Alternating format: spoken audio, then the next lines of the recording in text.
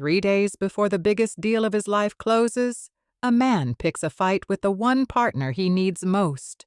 Not about anything real. A small disagreement about wording in a contract that's already been agreed on twice. He knows, even while he's doing it, that this fight doesn't need to happen. He does it anyway. 4 days later, the deal that would have changed his life is dead, and he genuinely can't explain to anyone, including himself, why he just did that. This isn't a story about a bad decision. It's something with a name almost nobody's ever heard, and it might be the exact thing standing between you and the thing you say you want most. Here's the pattern, and here's exactly how to spot it the next time it shows up in your own life.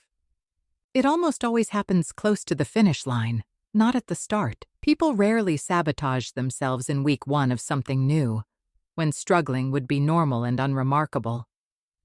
They sabotage themselves right when the thing is becoming real, right when there's actual proof it's working, right when turning back gets harder to explain away as nothing. It almost always shows up disguised as something completely reasonable, not as a dramatic act of self-destruction, as a sudden, urgent concern, a fight that feels justified in the moment, a flaw in the plan that genuinely seems worth raising right now, even though it could have been raised weeks earlier and somehow wasn't. Now watch for that exact signature in 3 completely different situations. A woman finally finds a workout routine that actually works. 3 weeks in, she's stronger, sleeping better, feeling like a different person. Week 4, she skips 1 day for a real reason. Week 5, she skips 3 days for reasons that don't really hold up if you look closely. By week 6, she's quietly back to exactly where she started, and she'll tell you, completely sincerely, that life just got busy. Life didn't get busy. Something happened right at the exact moment the thing was starting to work, which is exactly the timing the pattern always picks. A man spends 2 years working toward a promotion he's wanted his whole career. The week before the final decision, he suddenly notices, for the first time, every reason the new role might not be right for him. He brings these brand new worries to his boss. The promotion goes to someone else. He tells everyone he's relieved. He's not relieved. He's confused about why he just talked himself out of the thing he wanted for 2 straight years. Same signature both times. A new concern, arriving suddenly, right as the finish line gets close. Neither of these people is lazy. Neither of them secretly didn't want what they said they wanted. Something inside each of them got close enough to a new, unfamiliar version of their own life, and some old, deep part of their mind treated that new thing like a threat. Because it was new, and the brain has always treated new as more dangerous than familiar, even when familiar is actually worse. Now watch this play out on television, in front of the entire world, on the biggest night of someone's life. A swimmer wins gold at the Olympics. Not silver, not bronze. The biggest win of his whole career, the kind most athletes train their entire lives for and never reach. Hours later, that same night, he's out celebrating with his team, and somewhere in that celebration he damages property that isn't his.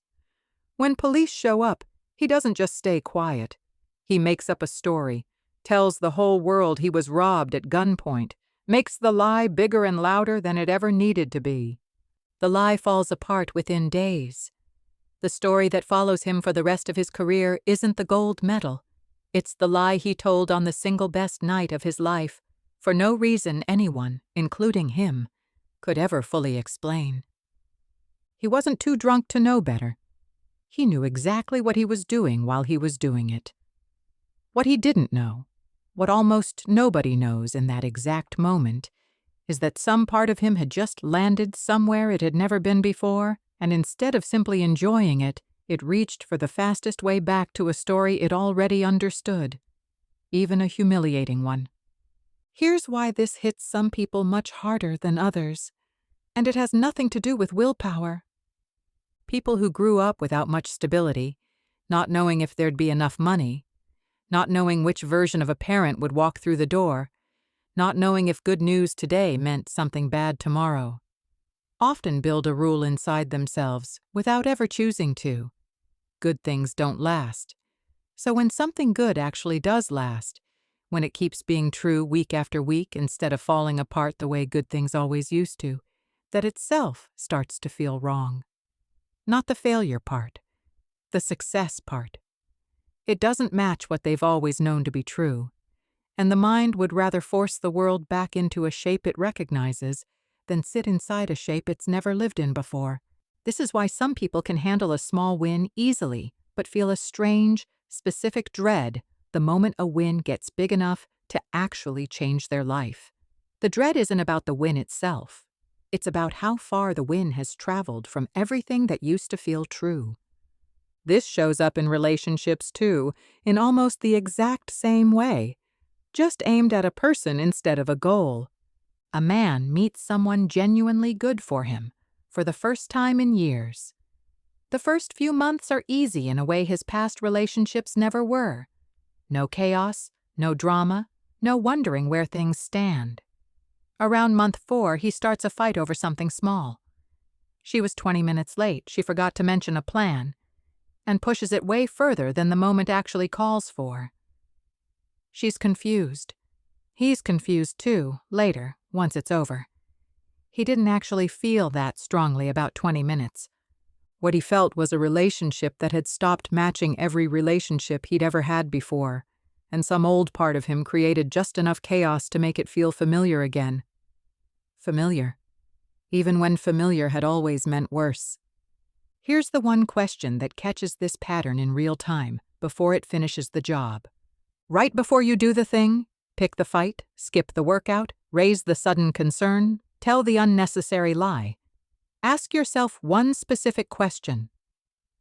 Did this reason show up just now, in the last day or two, right as I'm about to do something I've never done before? Or has this actually been a real worry the whole time, one I would have brought up no matter the timing? If the reason is brand new and the finish line is close, that's not a coincidence. That's the sign. A different man, different deal, same kind of pressure building 3 days before closing. He feels the same flash of annoyance at his partner over the same kind of small thing. He catches himself right before the fight starts and asks that exact question. Would I actually care about this wording if the deal weren't closing in 3 days? The honest answer is no. He doesn't send the message he was about to send. The deal closes on schedule. He spends the next 6 months living a version of his life he didn't know yet. And slowly, the new version becomes the normal one, the same way it always does for anyone who manages to cross that line instead of quietly backing away from it.